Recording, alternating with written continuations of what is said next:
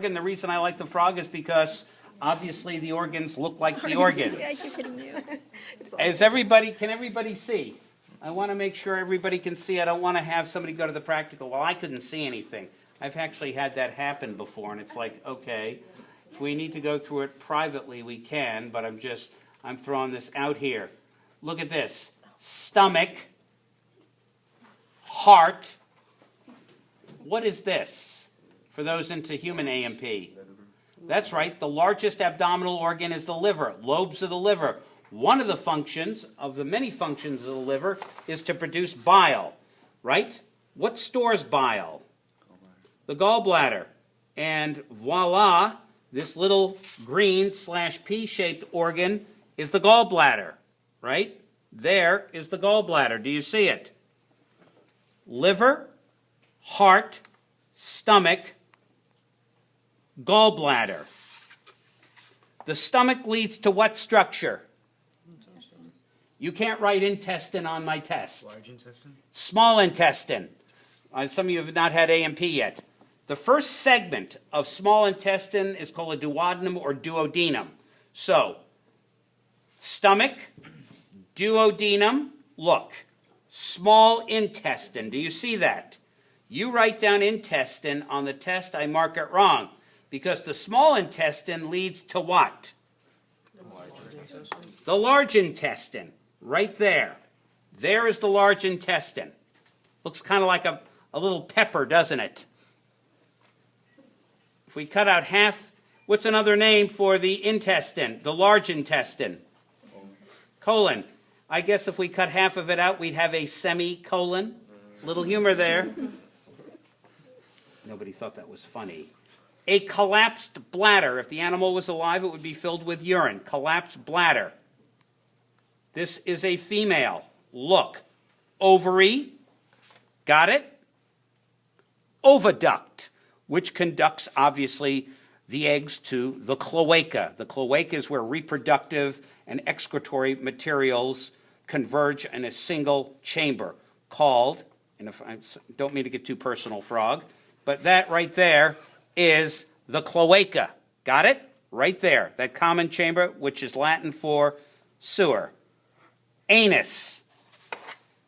Okay, I'm going to quiz you on this, so be paying attention. Spleen. Got it? Now, Where's the spleen? right there, that little bulbous structure right there. That little triangular spongy tissue right there, that's the lungs. Now, admittedly, it can expand quite a bit, but look, you have to admit, this is a fairly large vertebrate, and those are fairly small lungs. The lungs are highly inefficient. Most of the respiration takes place across the skin, right? We call it cutaneous respiration. So if the environment is screwed up, these animals absorb a lot across their skin and therefore are good environmental indicators. There's the other lung. Are we all right with that? Lung. Looks like a smoker. Right there. Got it? Your kidneys are deep, right? So you would expect the kidneys to be deep on the frog.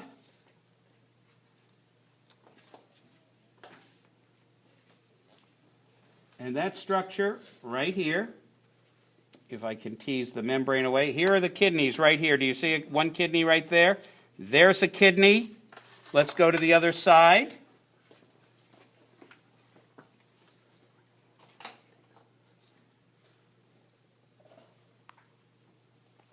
The other kidney right there. Do you see it? Kidney right there. Right there. And we can also take a look, see if maybe it's a little bit more colorful. Ah, much more colorful. There's a kidney there. Do you see it? What's that? No, right there. Lung. Look at the position, way high. Spleen, right there. So when I go to put pins in these things, I'll make sure that the animal is nice and spread out.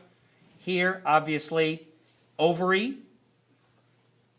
oviduct.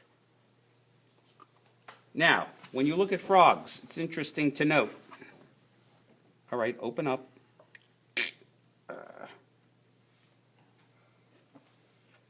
The tongue is attached anteriorly.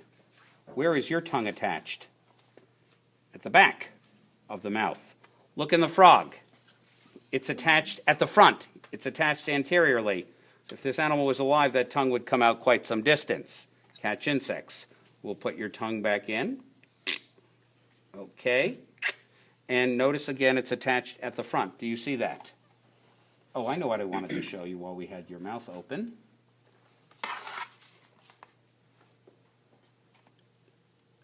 If you've had anatomy and physiology, you've talked about the vomer muscle as it relates to the nasal. There are what are called vomerine teeth. One tooth and another tooth. Do you see it? The roof of the mouth, two teeth. These 1 and 2, these are vomerine teeth. You've got your maxillary teeth, which are obviously associated with the jaw. And then right there, here's 2 vomerine teeth at the roof of the mouth. Are we all right with that? Let's see if we can find a male. 2 females. Is there another frog opened? Okay, well, I'll have to just be mindful that we can't ask you the sex. Obviously, the male would have testes, and we don't have a male here. Are we ready? Do I need any more?